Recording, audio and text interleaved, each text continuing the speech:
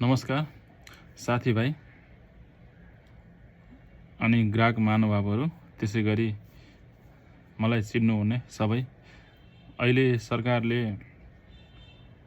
खरिद गरे बापत भनेको प्यान बिल र भ्याट बिल लिए बापत चाहिँ तपाईको चाहिँ त्यसलाई इन्ट्री गरेर लगइन गरेर तपाईको चाहिँ सरकारले एउटा उपहार कार्यक्रम घोषणा गरेको छ।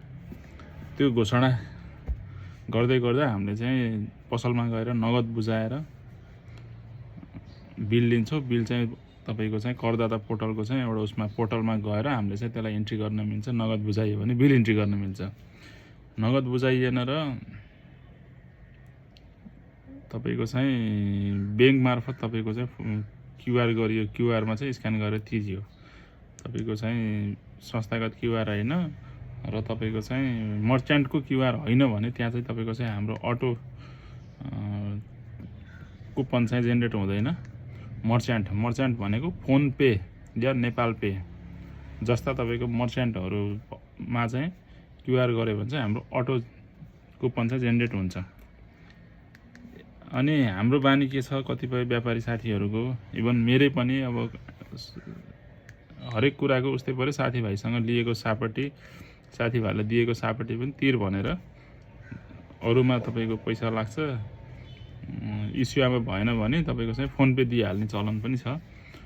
त्यसरी फोन पे दिँदाखेरि चाहिँ तपाईको अहिले सरकारले दिए जुन चाहिँ कुपन जेनेरेट गर्छ, त्यो कुपन चाहिँ अटोमेटिक जेनेरेट हुँदो रहेछ।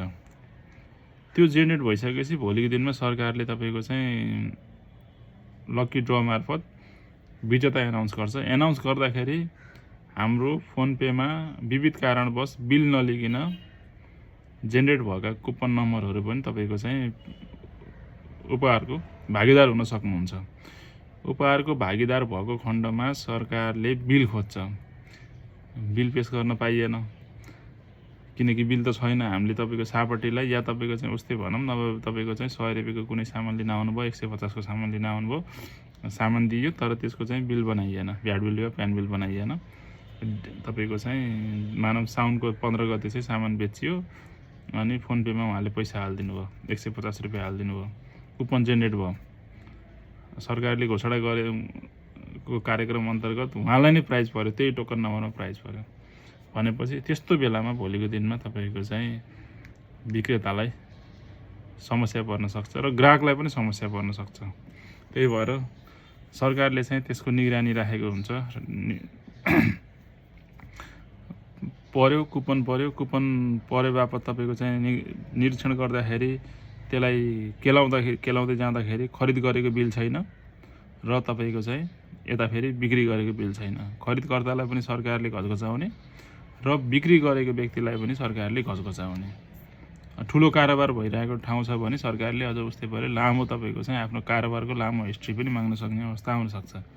त्यही भएर सम्पूर्ण व्यवसायी साथीहरू विशेष ध्यान दिएर फोन पे या नेपाल पे या मर्चेन्ट तपाईको चाहिँ आफ्नो क्युआर चाहिँ मर्चेन्ट क्युआर दिँदाखेरि चाहिँ लापरवाही नगरिकन दिनु होला। मर्चेन्ट क्युआर दिँदै हुनुहुन्छ भने तपाईको चाहिँ 100 बराबरको बिल काटेर मात्र मर्चेन्ट क्युआर दिनु होला। जतिको बिल काट्नु भएको छ त्यतिको चाहिँ मर्चेन्ट क्युआरमा चाहिँ पैसा हाल्न भन्नु होला, या तपाईको चाहिँ अब क्यास लिएर गर्नु होला। हैन भने अन्यथा तपाईको चाहिँ साथीभाइको सापटी होटलमा बसेर चिया कफी खाएको नास्ताको बिल पनि फोन पेमा पे गर्नुपर्ने, या तपाईको चाहिँ कहिलेकै सामान लिँदाखेरि बिल बनाउन भ्याइदैन हैन, साँझो बिल बनाउँछु भन्नेलाई बिर्सेला। त्यो कन्डिसनमा चाहिँ हामीलाई चाहिँ तपाईको चाहिँ अप्ठ्यारो पनि पर्न सक्छ। त्यही भएर यो अहिले सरकारको पुरस्कार जुन घोषणा भएको छ त्यो घोषणा कार्यक्रममा चाहिँ हाम्रो कुपनहरू बन्ने, स्वतः बन्ने फोन पे या तपाईको चाहिँ नेपाल पे जस्ता मर्चेन्टहरुमा तपाईको चाहिँ स्वतः कुपन बन्ने र त्यसले गर्दा भोलिको दिनमा हामी विक्रेता र ग्राहकलाई समेत किन बिल लिएर सामान किनेर भन्ने जस्तो तपाईको चाहिँ प्रश्नहरू आउने, घचघच्याउने हुने हुनाले सबैले होस पुर्याएर काम गर्नु होला। हस्त, धन्यवाद।